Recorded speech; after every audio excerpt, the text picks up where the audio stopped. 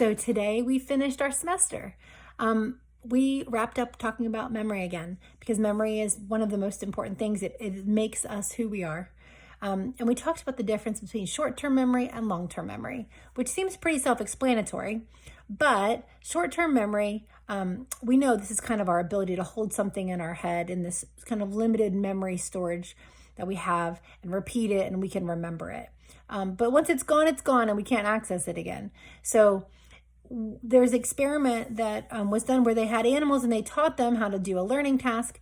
And then right after they did the learning task, they did electroconvulsive therapy with them. So electroconvulsive therapy is basically a therapy that they still use sometimes to treat certain mental conditions.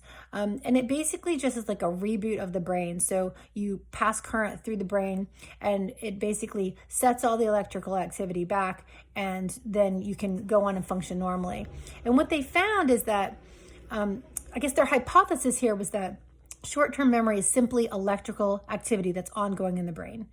And so if you can disrupt that electrical activity, you can disrupt learning. And so this is exactly what happened. They taught the animals to do this learning task. And then if they gave them this electroconvulsive therapy right after they did it, the next day when they put them back in the task, they couldn't remember it at all.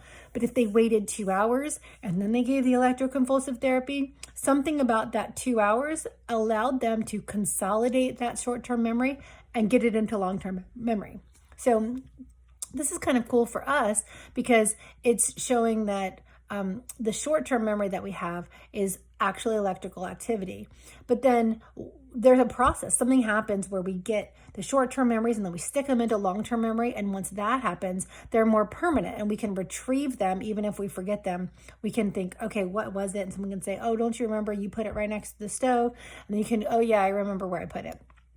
So the long-term memories are thought to be held more in an area called the hippocampus as kind of what converts them from short-term to long-term, and then they're stored all over the brain.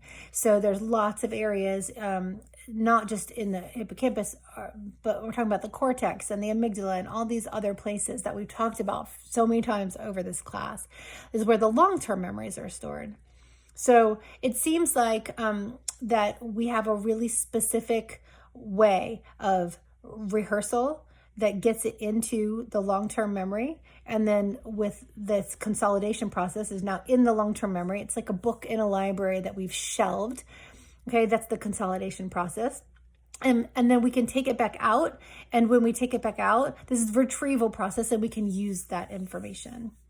So that's the whole class. That is start to finish neural basis of behavior. Starting with how a neuron actually works and going up to really complicated things like emotions and learning and memory.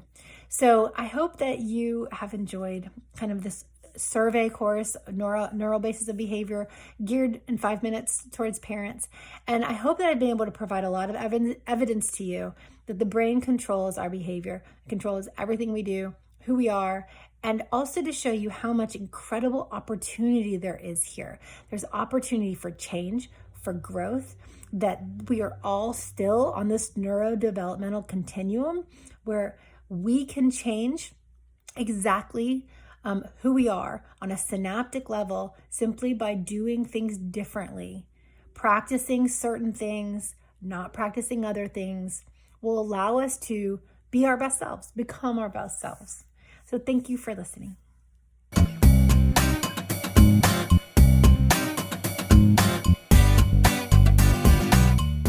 Join us every day in May for a new video.